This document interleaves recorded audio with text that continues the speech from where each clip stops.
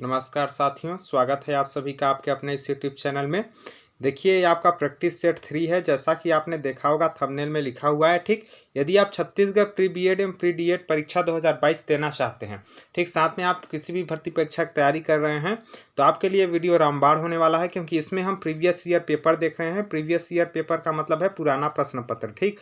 और वो बीएड का जो 2021 में आपका आया हुआ था, बीएड 2021 में जो पुराने प्रश्न पत्र आए हुए थे, उसी का ये आपका प्रैक्टिस सेट अभी चल रहा है। प्रैक्टिस सेट 1 एवं 2 अपलोड किया जा चुका है, जिसका लिंक डिस्क्रिप्शन बॉक्स में मिल जाएगा। Reasoning practice set video playlist के नाम से, उस प्लेलिस्ट में दोनों फर्स्ट व सेकेंड प्रैक्टिस सेट आपको देखने को मिल जाएगा। वहां जाकर आप देख सकते हैं किस प्रकार पेपर आपके बीएड परीक्षा में पूछे जा रहे हैं।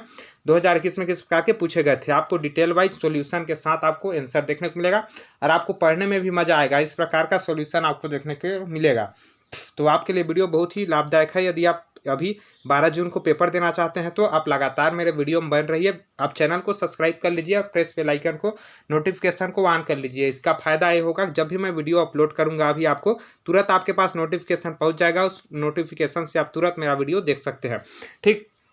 तो देखिए, अभी आपके पास 12 दिन समय है। इस 12 दिन में रोज एक एक प्रैक्टिस सेट कराऊंगा मैं 10 प्रश्नों का। तो आपको 120 से 30 प्रश्न आप रीजनिंग की यदि कर लोगे तो आपको पता है रीजनिंग के मतलब सामान्य मानसिक योग्यता जिसको बोला जाता है, ठीक।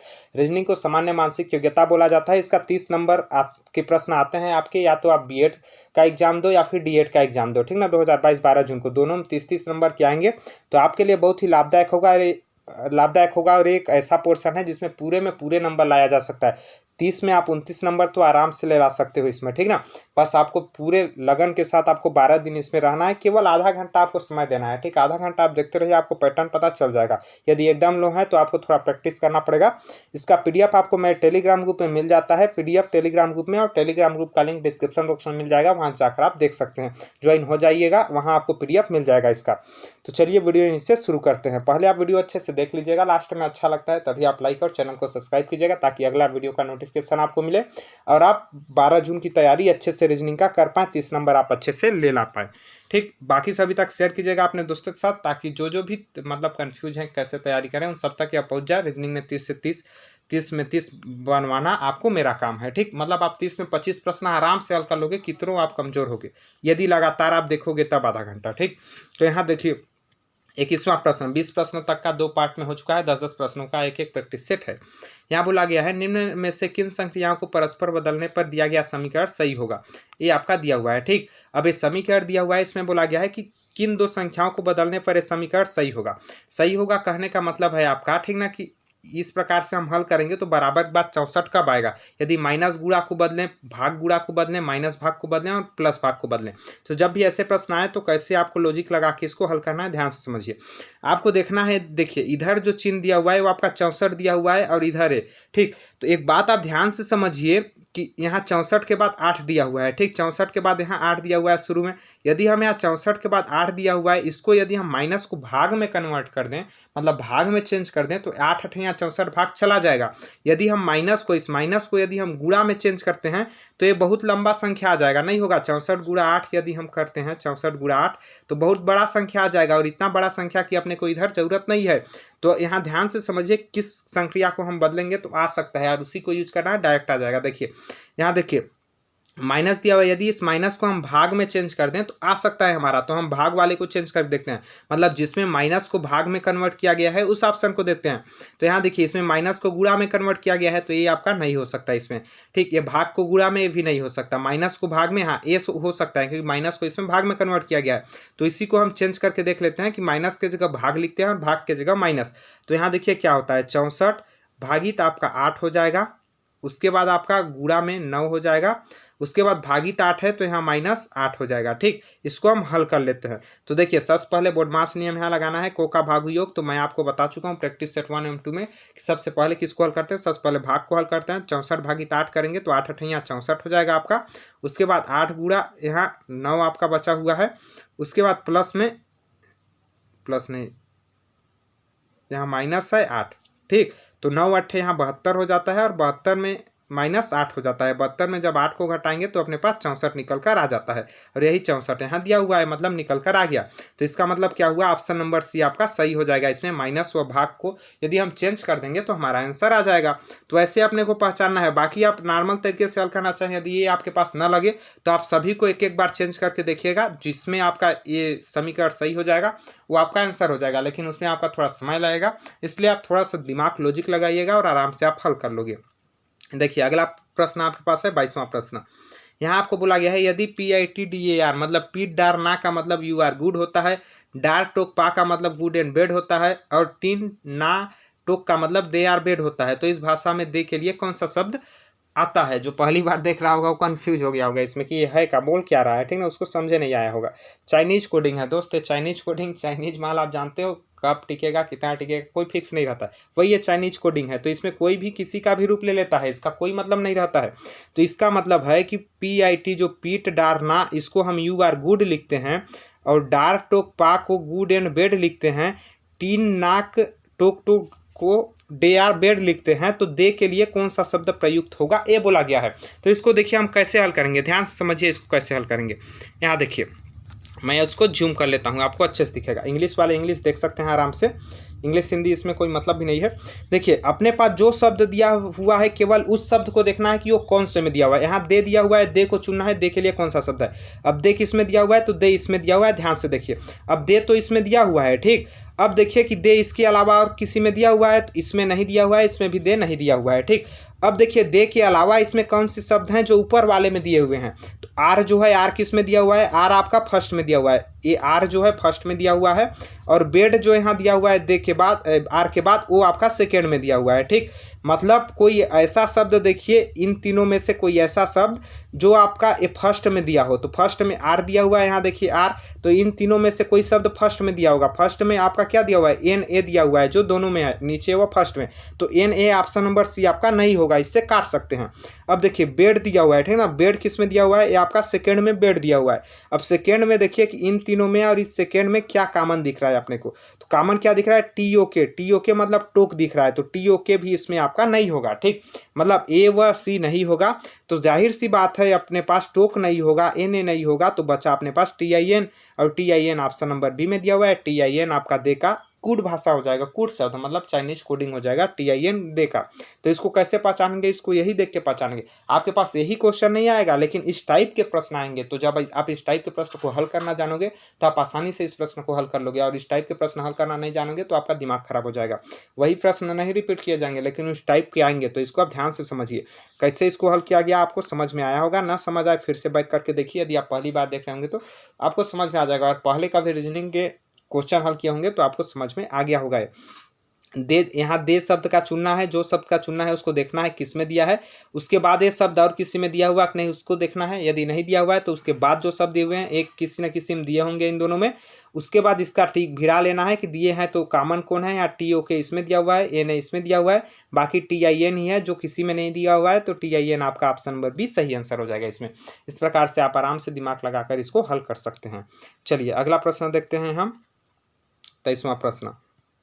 इसमें आपका बोला गया है कि प्रश्न चित्र में किस एक उत्तर चित्र में सन्निहित एवं छुपा हुआ है। मतलब ये प्रश्न चित्र है आपका, जैसा आप नवोदय विद्यालय वगैरह एग्जाम देते होंगे 5वीं में, तो आपको पता होगा इस प्रकार प्रश्न आते हैं, ठीक। यदि आप दिए होंगे तो देखिए ये प्रश्न चित्र है, एक ये चित्र आपका इन चारों उत्तर चित्रों में से किस में छिपा हुआ है ये बोल रहा है। तो एकदम छोटे लड़का लोग का खेल है ये, तुरंत ही इसको हल कर लोगे, ध्यान से समझो, ठीक ना। जो सारा कठिन होता है उसमें दिक्कत जाता है।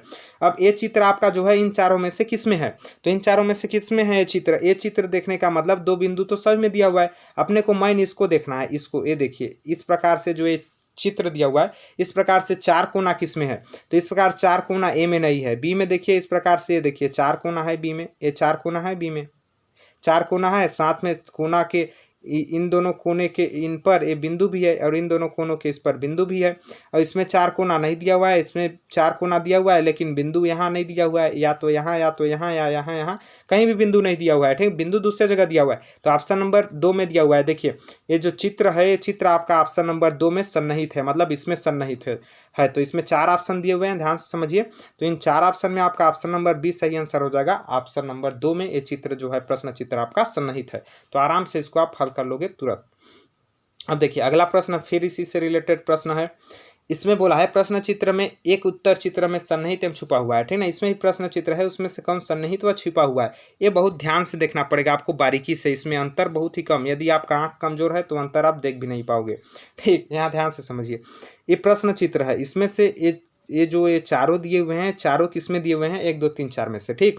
तो पहले 2 बिंदु 1 बिंदु, 2 बिंदु 1 बिंदु ए में दिया हुआ है, इसमें भी 2 बिंदु 1 बिंदु, 2 बिंदु 1 बिंदु सभी में दिए हुए हैं, ठीक। अब अपने को देखना है चित्र को, तो ध्यान से देखिए चित्र क्या है, मैं और आपको जूम करके दिखा देता हूँ, ठीक। ये देखिए इस चित्र में फर्क क्या है, ये चित्र में आपका लाइन जो है थोड़ा दूर दूर है, और इस चित्र में लाइन जो है घने घन है, मतलब नजदीक नजदीक सटा सटा है। इसमें देखिए इस चित्र में लाइन दूर दूर है, इस चित्र में सटा हुआ है, ठीक। तो ये आपका हो सकता है।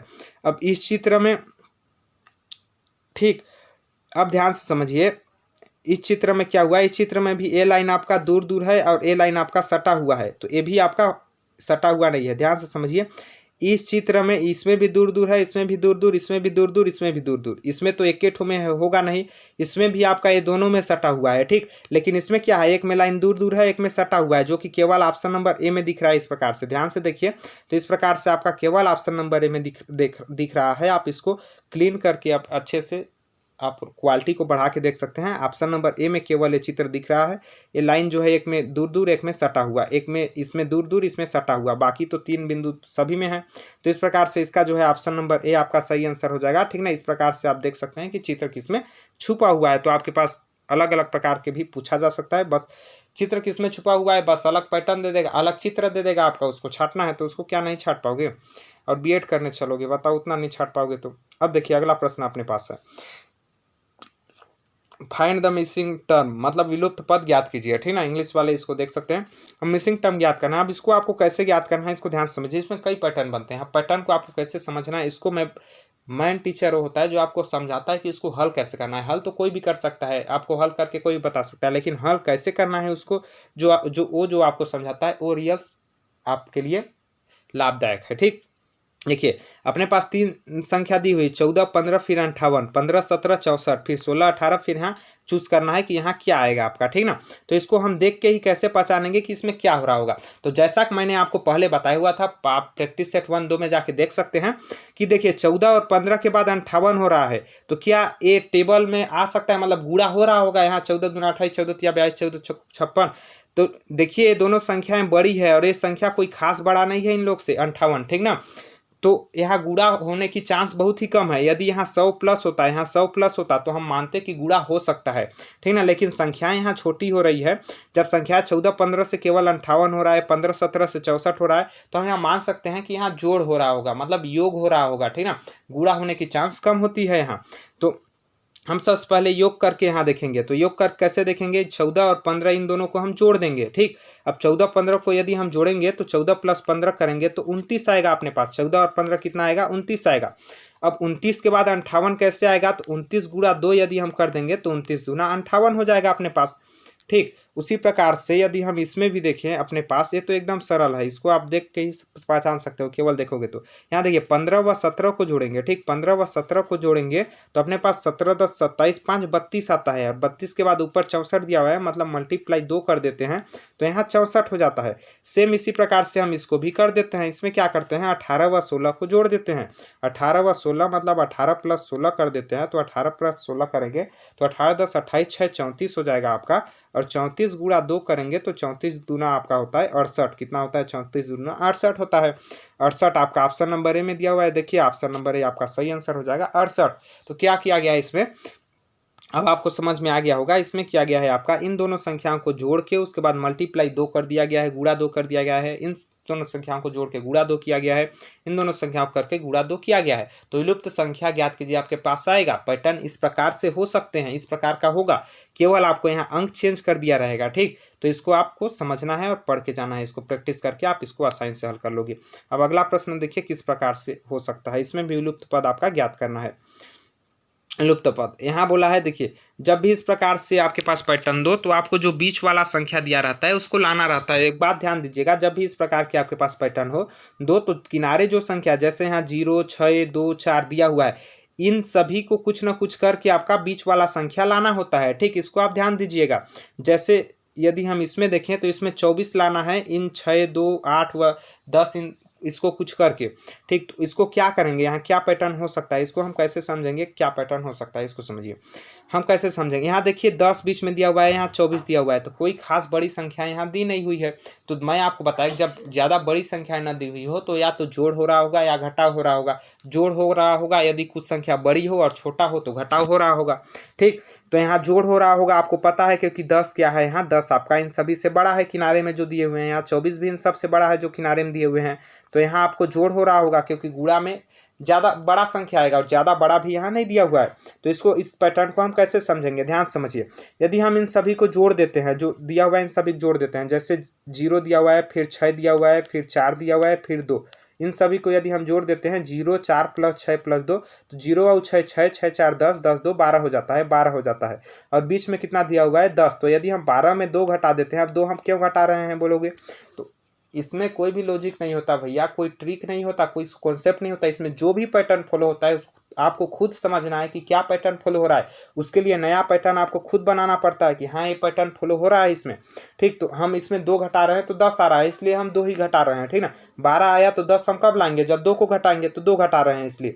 ठीक, इसी प्रकार हम इसमें भी कर लेते हैं। ठीक, इसमें 6, 2, 10, 8 को जोड़ लेते हैं, 6 प्लस 2 प्लस 10 प्लस आपका 8 कर लेते हैं। अब इन सभी को यदि हम जोड़ेंगे तो 6, 2, 8, 10, 8, 18, 18 हुआ 8 कितना होता है आपका 26 होता है, 18, 8, 26। और इसी 26 में यदि -2 कर दें तो 26 में 2 घटाते हैं तो 24 दिया हुआ है और ये आता है, और यही 24 आपको यहाँ दिया हुआ है। बस इसमें हम यही पैटर्न फॉलो करते हैं, अपना आंसर आ जाएगा। इन चारों को जोड़ लेते हैं, तो चारों को कैसे जोड़ेंगे, क्या क्या दिया हुआ है यहाँ समझिए। 4 दिया हुआ है, 4 के बाद आपका 14 दिया हुआ है, उसके बाद आपका दिया हुआ है 10, उसके बाद आपका 12 दिया हुआ है। ठीक ना, तो इन सभी को जोड़ देते हैं, 14 और 4 18, 18 10 18 10 28, 28 10 38 और 2 40, कितना हुआ 40। और इसी 40 में -2 कर देते हैं तो 40 - 2 आपका 38 होता है। तो 38 इसमें सही आंसर हो जाएगा। ऑप्शन नंबर ए में दिया हुआ है, देखिए ऑप्शन नंबर ए में 38, ऑप्शन नंबर ए आपका सही है, करेक्ट आंसर हो जाएगा। 38 आपका सही आंसर हो जाएगा इसमें, तो ऑप्शन नंबर ए इसमें सही आंसर हो जाएगा। तो आपको समझ में आया होगा, नहीं आया होगा बैक कीजिए, फिर से देखिए, आपको समझ में आ जाएगा। और स्क्रीनशॉट भी ले सकते हैं, आपको पैटर्न देखना हो तो, या फिर नोट्स बना के नोट्स में उतार लीजिए। परीक्षा के एक दिन पहले आप पूरे पैटर्न को एक बार देख कर जाइएगा, आपके पास 100% अच्छे क्वेश्चन आप अटेम्प्ट करके आओगे। यदि परीक्षा से एक दिन पहले पूरे पैटर्न देखोगे तो वरना आप भूल जाओगे, कोई मतलब नहीं रहेगा। ठीक, तो देखिए इस प्रकार से इसमें पैटर्न क्या हो रहा था, इसमें पैटर्न हो रहा था आपका कि इन चारों संख्याओं को हम किनारे वालों को जोड़ के उसमें -2 कर दे रहे थे, 2 घटा दे रहे थे, तो अपना बीच वाला संख्या आ जा रहा था। अब अगला देखिए, हमारे पास प्रश्न दिया हुआ है एक इस प्रकार से है, यदि प्लस के है माइनस के लिए, माइनस है गुणा के लिए, गुणा है भाग के लिए, भाग है प्लस के लिए, और इस प्रकार का जो चिन्ह दिया हुआ है कोष्टक के बाद एक त्रिभुज, वो है 1 के लिए, और जो वर्ग दिया हुआ है वो 4 के लिए है। फिर आपका 4 कोष्टक जो आपका वर्ग दिया हुआ है उसके अंदर त्रिभुज दिया हुआ है, 2 जो संख्या दी हुई है 2 के लिए, और इस प्रकार से 2 वर्ग दिया हुआ है वो 8 के लिए है। अब इसको ध्यान से समझिए, इसके कहने का मतलब क्या है। इसके कहने का मतलब है कि यहाँ कुछ एक नंबरिंग दिया हुआ है। ठीक, ये एक प्रकार से समीकरण है, आप समझ लीजिए, बोर्डमास नियम है। ठीक, इनका लेकिन ये जो डब्बा डब्बा दिया हुआ है इनको अंक रूप में ना देखे, डब्बा डब्बा रूप में दिया हुआ है, तो इसको आप सबसे पहले लिखेंगे, नंबर के रूप में कन्वर्ट करेंगे। जैसे देखिए यहाँ 2 डब्बा दिया हुआ है, अब 2 डब्बा का मतलब कौन सा संख्या है उसको देखना है। तो यहाँ देखिए 2 डब्बे का मतलब यहाँ है 8, क्या बोला है, 2 डब्बे का मतलब यहाँ 8 दिया हुआ है। क्या बोला है कि ये 2 डब्बा है 8 के लिए, मतलब 2 आपका जो है वर्ग है वो 8 के लिए है, तो इन दोनों डब्बा की जगह क्या आएगा, 8 आएगा, तो इसको 8 लिख लेते हैं। ठीक, उसके बाद दिया हुआ है भाग, तो भाग हम नहीं लिखेंगे, यहाँ भाग नहीं लिखेंगे, यहाँ भाग को दूसरा लिखेंगे। यहाँ देखिए क्या दिया हुआ है, भाग कहाँ पास है, यहाँ है कि भाग है प्लस के लिए। देखिए क्या दिया हुआ है, यहाँ दिया हुआ है भाग है आपका जो है प्लस के लिए। भाग किसके लिए है, प्लस के लिए है, भाग है यहाँ आपका प्लस के लिए। ठीक ना, भाग है प्लस के लिए, तो भाग की जगह क्या लिखेंगे, प्लस लिखेंगे। अब यहाँ मैं लिख देता हूँ आपका प्लस, उसके बाद फिर से डबल डब्बा दिया हुआ है। ठीक ना, फिर से डबल डब्बा, तो डबल डब्बा का मतलब 8, उसके बाद आपका प्लस दिया हुआ है। ठीक, प्लस, तो प्लस किसके किसके लिए है, यहाँ देखिए प्लस कहाँ है, यदि प्लस है माइनस के लिए, प्लस किसके लिए है, प्लस है माइनस के लिए, तो यहाँ प्लस की जगह क्या लिखेंगे, माइनस लिखेंगे, तो यहाँ हम लिख देता हूँ मैं माइनस। ठीक, उसके बाद फिर क्या दिया हुआ है, फिर आपके पास 2 डब्बा दिया हुआ है, फिर 2 डब्बा दिया हुआ है, मतलब फिर आपका 8 दिया हुआ है। ठीक, तो फिर हम यहाँ 8 लिख लेते हैं। उसके बाद फिर क्या दिया हुआ है, देखिए उसके बाद माइनस दिया हुआ है, यहाँ क्या है, माइनस। अब माइनस किसके लिए है, माइनस है गुणा के लिए, यहाँ देखिए माइनस है गुणा के लिए, माइनस है गुणा के लिए, तो माइनस के जगह लिखेंगे गुणा, तो यहाँ माइनस के जगह गुणा कर देते हैं। ठीक, उसके बाद क्या दिया हुआ है, उसके बाद ये दिया हुआ है वर्ग, उसके अंदर त्रिभुज। अब ये 2 संख्या में, तो ये 2 संख्या में यहाँ दिया हुआ है डबल वर्ग के अंदर त्रिभुज का मतलब है 2, यहाँ बताया गया है डबल वर्ग के अंदर त्रिभुज का मतलब है 2, तो यहाँ हम क्या लिखेंगे, 2 लिखेंगे, तो यहाँ हम लिख देते हैं 2। उसके बाद क्या दिया हुआ है, उसके बाद यहाँ भाग दिया हुआ है, देखिए उसके बाद भाग दिया हुआ है, और भाग का मतलब क्या होता है, हमने यहाँ देखा है भाग का मतलब होता है, भाग है प्लस के लिए, भाग का मतलब प्लस होता है, तो यहाँ हम फिर से प्लस लिखते हैं। ठीक, उसके बाद अपने पास दिया हुआ है 3 डब्बा। अब 3 डब्बे का मतलब यहाँ नहीं दिया हुआ है, तो यहाँ ध्यान से समझिए अब 3 डब्बे का मतलब क्या होगा। 1 डब्बा का मतलब यहाँ दिया हुआ है 4, 2 डब्बा का मतलब दिया हुआ है यहाँ आपका 8, तो 3 डब्बा का मतलब क्या होगा, आप खुद ही समझ सकते हैं।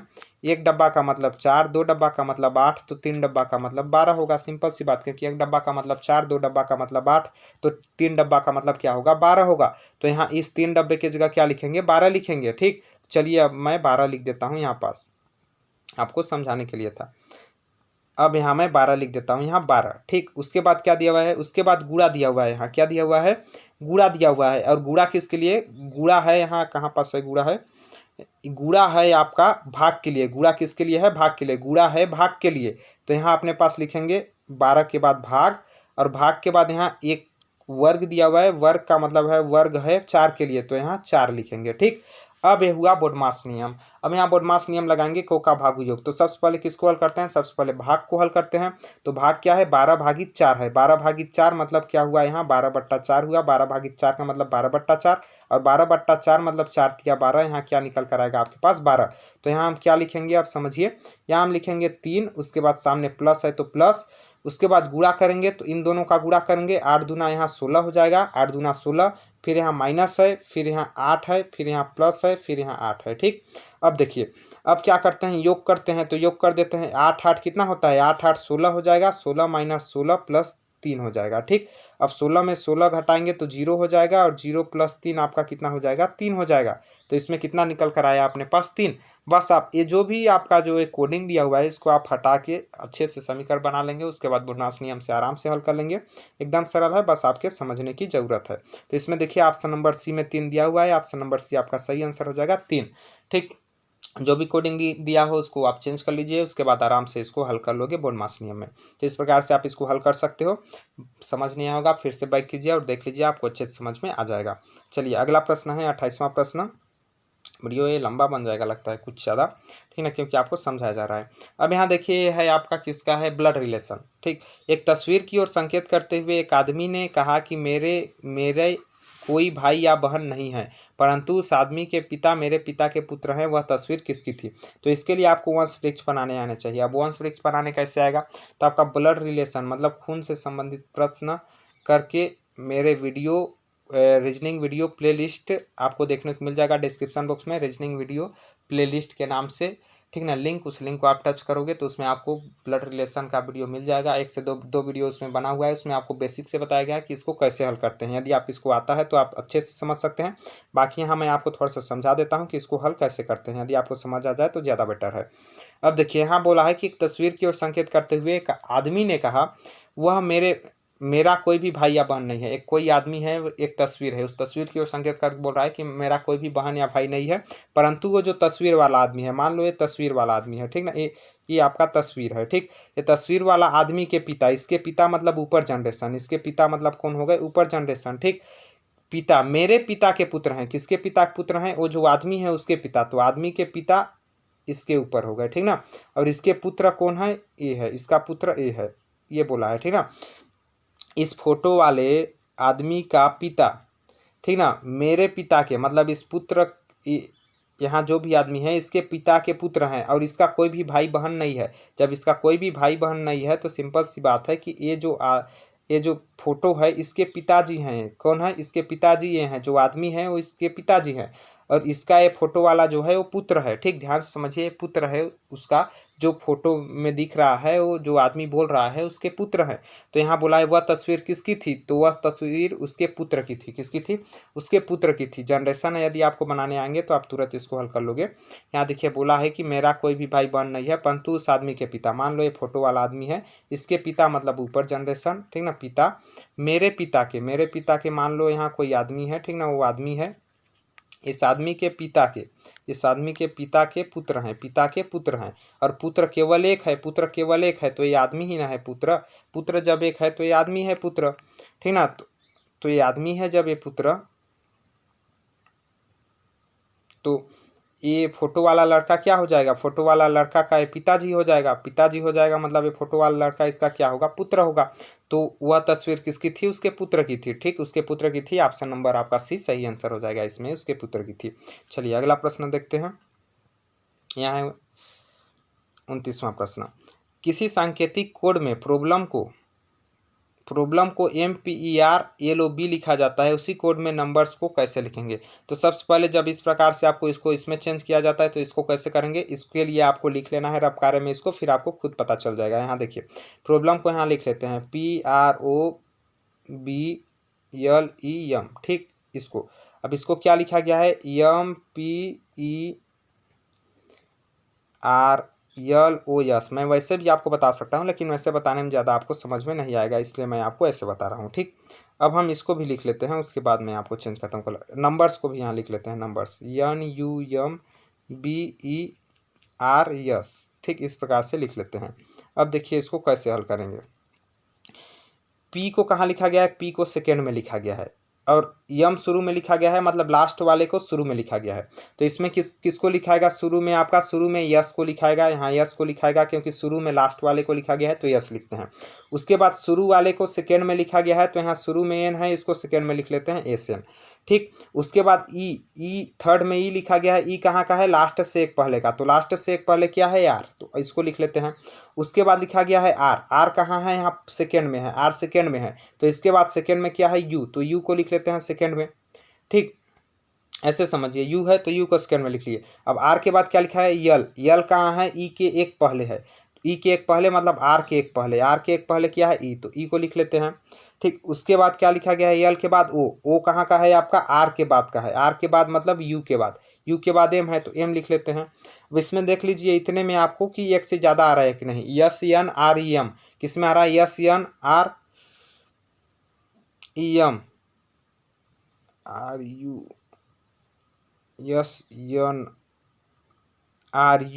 यहाँ यू मैंने लिखा हूँ ना, यहाँ एक गलती कर दिया हूँ, यहाँ ध्यान से समझिए, यहाँ यू होगा ना, यू क्योंकि सेकेंड नंबर, देखिए पहले लास्ट फिर फर्स्ट फिर लास्ट फिर सेकेंड, तो यू होगा, उसके बाद आपका यहाँ ई होगा, तो SNRUE किस में है, SNRUE इसमें है, SNRUM इसमें है तो ये नहीं होगा, SNRUM इसमें है नहीं होगा,